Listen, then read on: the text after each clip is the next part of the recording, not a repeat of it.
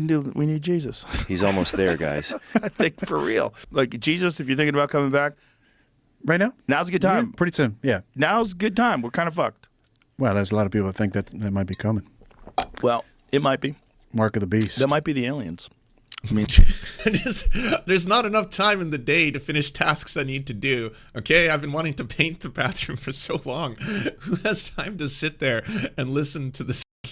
Again, just it reminds me of the most annoying stone conversations you ever had in high school, where the other person all of a sudden thinks that they've stumbled upon some kind of brilliant observation when all they're saying is that like clouds would be fun to hug. You ever look up at clouds and think like, man, that would feel really cool to hug them?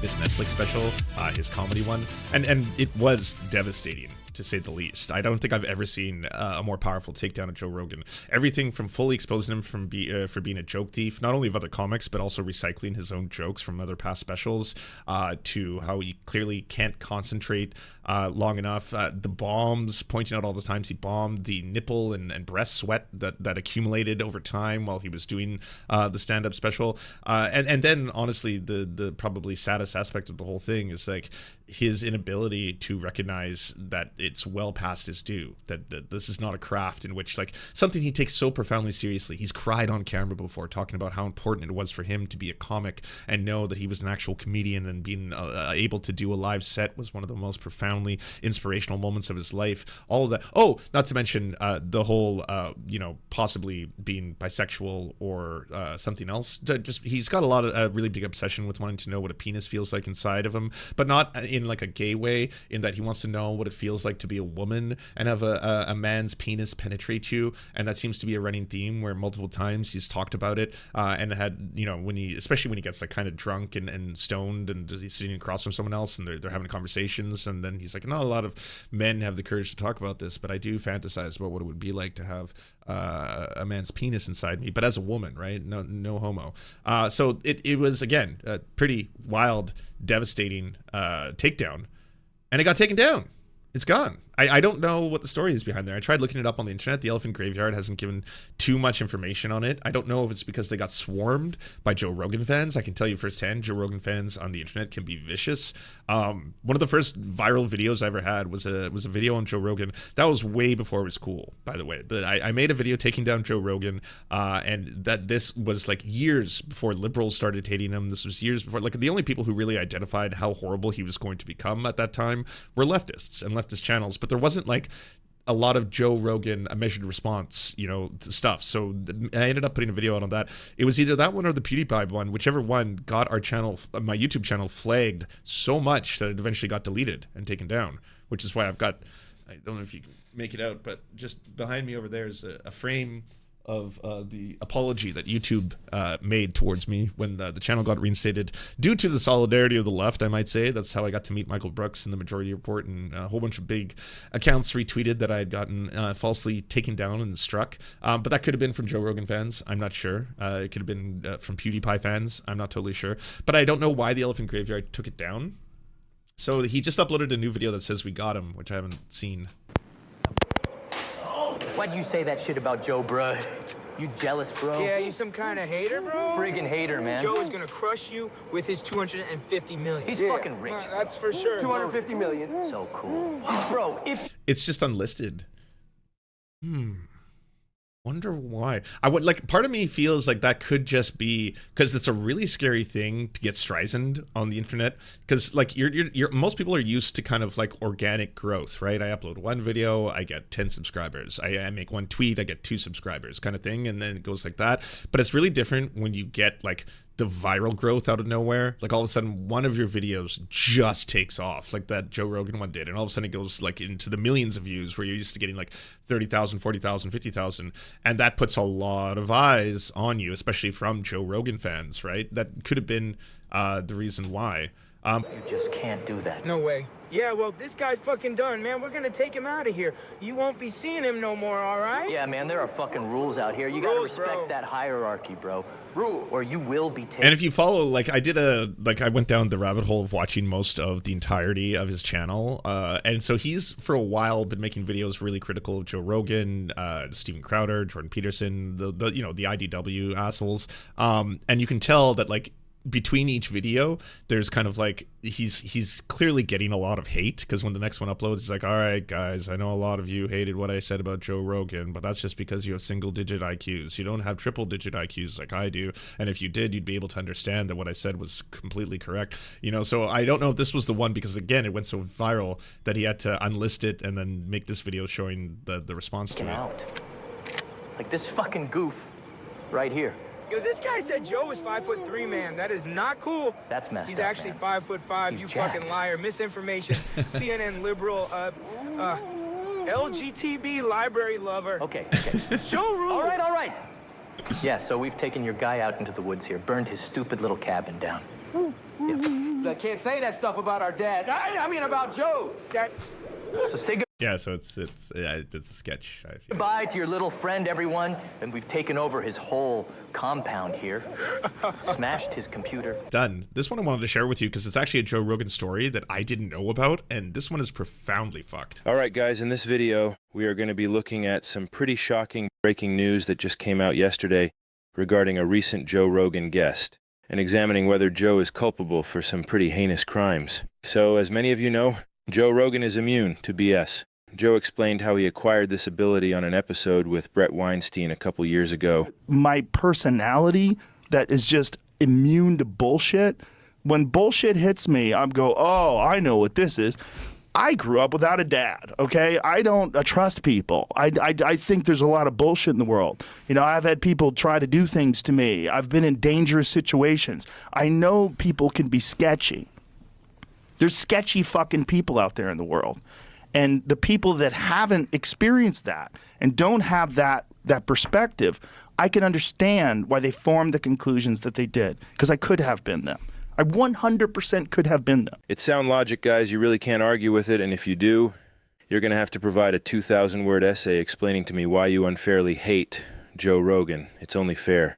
So if you have a dad, guys, well, I'm sorry to say that you are going to be susceptible to bullshit for the rest of your days. But if you're like Joe and your dad left one day because your mom bought hamburger meat instead of T-bones, well, congratulations.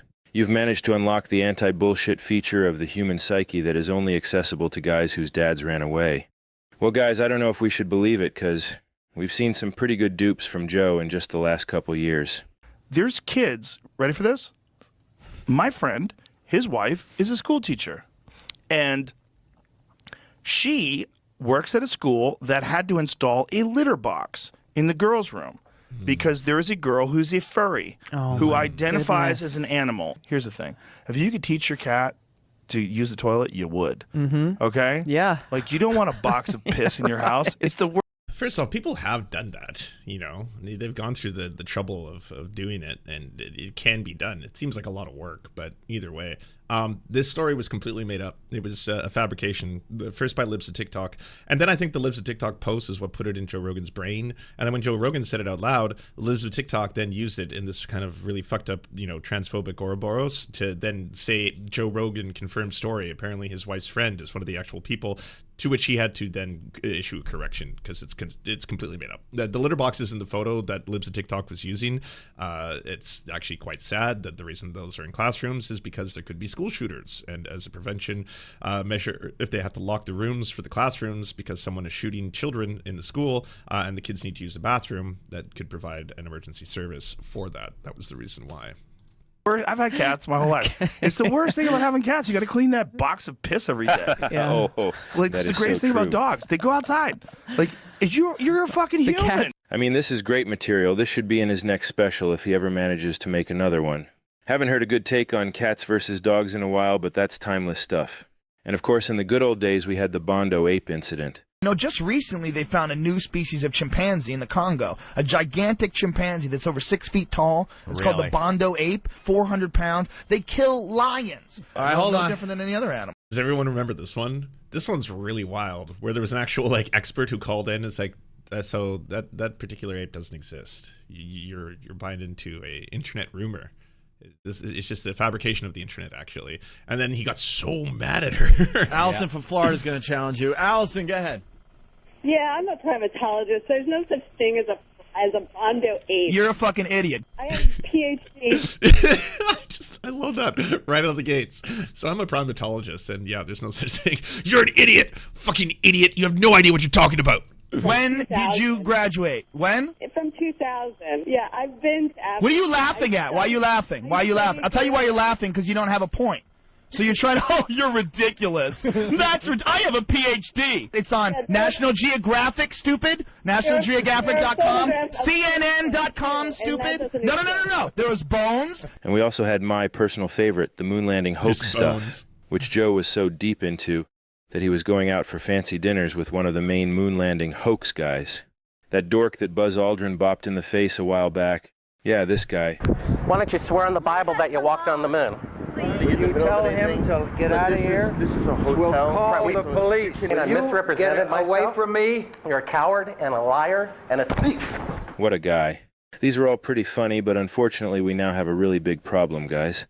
I also highly recommend the old series by Penn and Teller, Bullshit on the moon landing being faked, if you want some good laughs. They speak to this NASA scientist who's absolutely hilarious. You can just tell how angry he gets by the topic. And when they're trying to talk about, like, okay, well then how exactly was the flag moving if there is no air on the moon? Riddle me this. He's like, inertia, it's very low gravity. If you just touch it once, it would continue to move.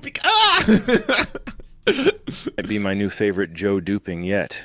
Joe just had this guy on a few weeks ago to discuss prison sentencing reform, I guess. And of course, Joe strapped himself into his booster seat, put on his full-body bib, the kind with the sleeves and everything, and ate up that slop with a big spoon like a big hungry toddler.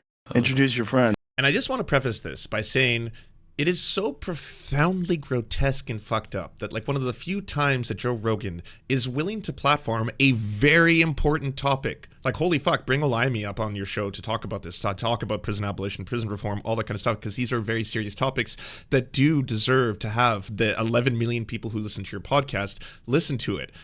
But when you did this, look what happened. This is my my friend, my client, my brother, Sheldon Johnson. Typically, the person sitting to my right is someone that was wrongfully convicted. So I don't want to bury the headline.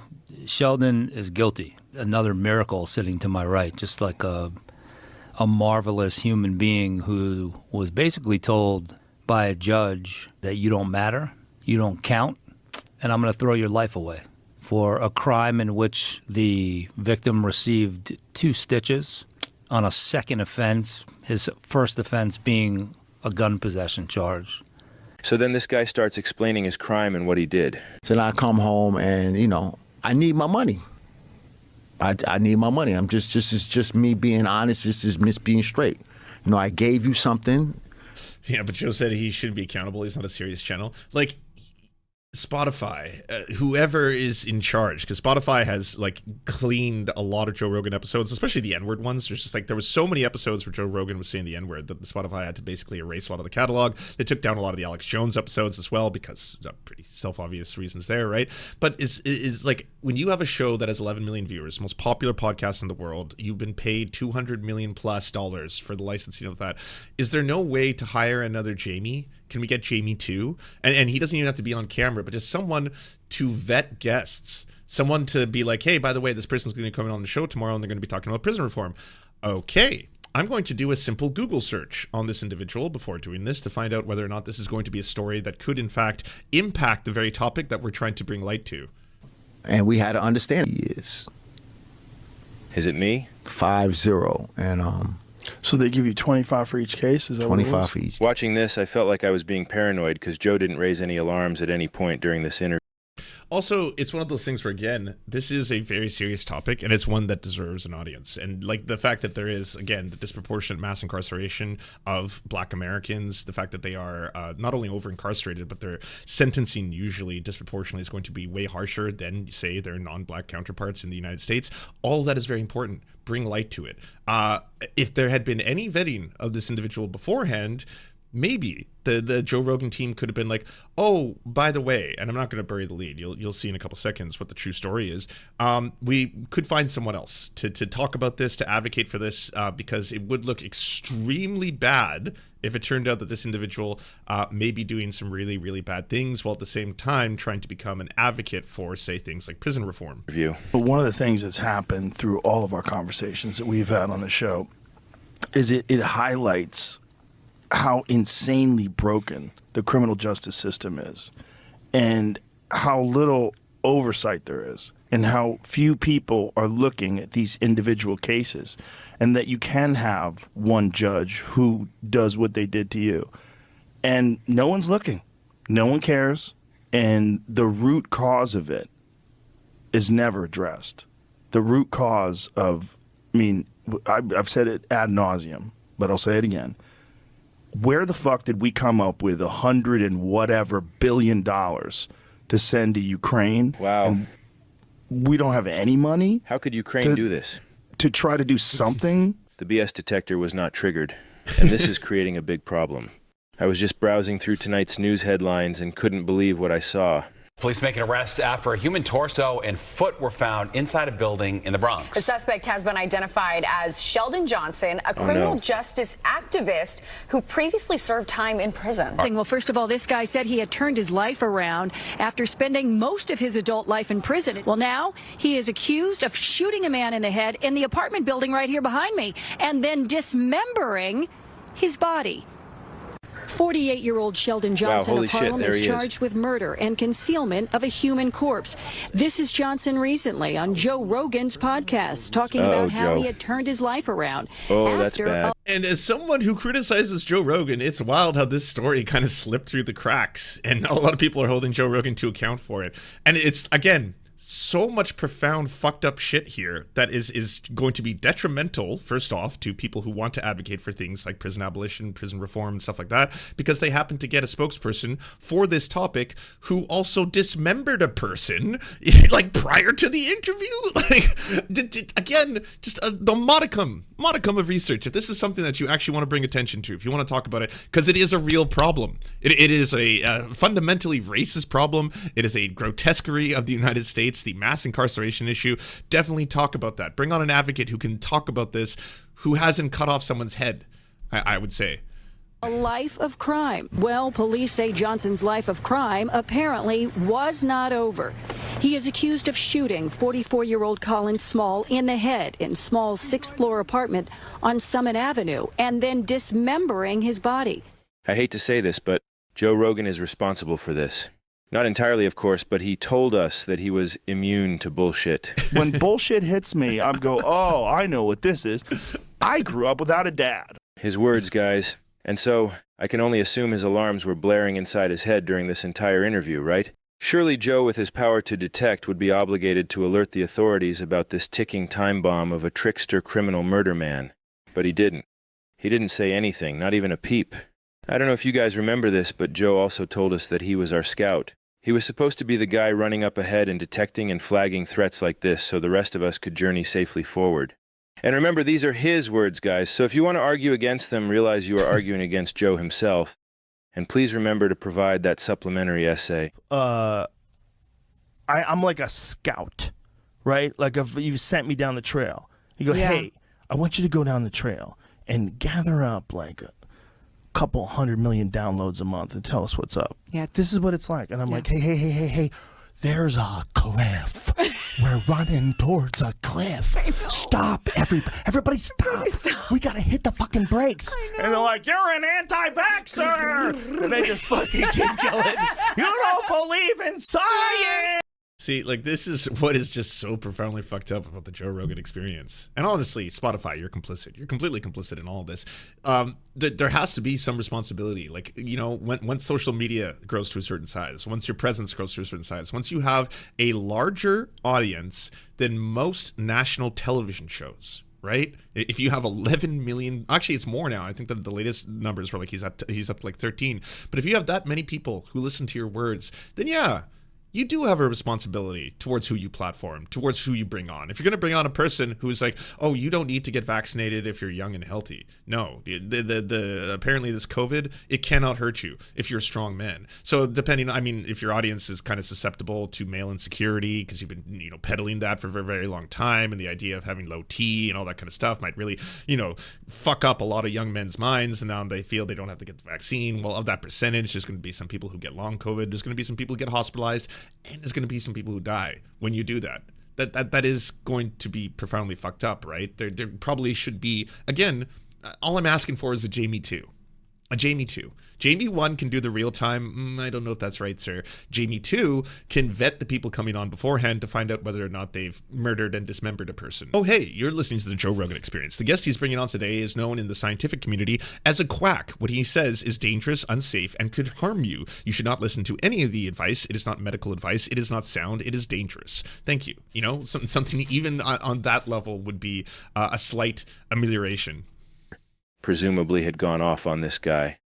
And what's really crazy is that Joe moved to Texas to avoid paying taxes on his big Spotify payout, but the cursed flip side to that decision is that Texas also has the death penalty. Oof. Man, sometimes the decisions we make in life have consequences we could never in our wildest dreams imagine. Well, I guess that's a wrap for Joe, guys. Even with Joe's fake black belt that his friend gave him in exchange for advertising his gym, I don't think he can squirm out of this one. But if you're against the death penalty, the silver lining here is that it's guaranteed the army of Republican Joe fans in Texas would actually get rid of it to save his ass. The cursed flip side to that, however, is that Joe is going to have to become a fundamentalist Christian. So watch out for that, guys. He's going to do it soon. You'll see, I've been calling it for years. Unfortunately, the problem with living in a secular society, a society that has a lot of people that are atheists, that have no belief system at all, they've subscribed to the religion of woke. Oh, cool. As time rolls on, people are going to understand the need. It's true. I do pray at the Temple of Woke every single morning. It's how I get my virtue signal points, and then I can cash those in. Need to have some sort of divine structure to things. Yeah, it's a fucked up world we live in. Oh, for what you ask? For gay sex. That's how it works. You have to pray at the Temple of Woke. You get the woke points, and you can cash those in for all the delicious gay sex you want. We need Jesus. He's almost there, guys. I think for real. Like Jesus, if you're thinking about coming back right now, now's a good time. Yeah, pretty soon. Yeah, now's a good time. We're kind of fucked.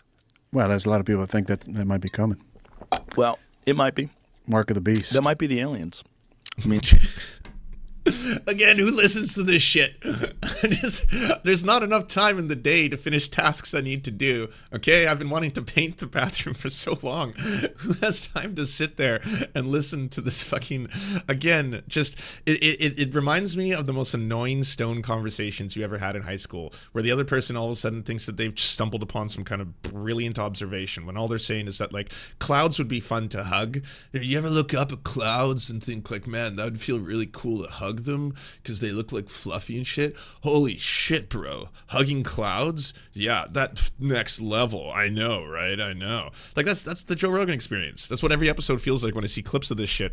And it's like, yeah, I mean, some people do want Jesus to return. Apparently that could happen. That is a thing that could happen in the physical and material world of our understanding of how the universe works. Yes, a person who was crucified thousands of years ago could return to planet Earth in order to bring the second coming. That is a thing that could happen. Or aliens. Or it could be aliens. That might be what all this stuff is. There it is, guys. He's already revealed the way he's going to smoothly pivot right into it, and that's by simply readjusting his classic alien shtick, and his comedy is where the woke meets the wall stuff, into born-again Christianity. Going to be a fun little era in the JRE, and I can't wait. So what do you guys think? Was Joe completely wrong about his BS detector, or is he culpable for this sick crime? It's one or the other, guys. If he's not culpable, that means the detector doesn't work, and maybe never even existed in the first place. And if the detector never existed, what else has he been duped by, guys? Just something to think about. All right, guys, that's it for now.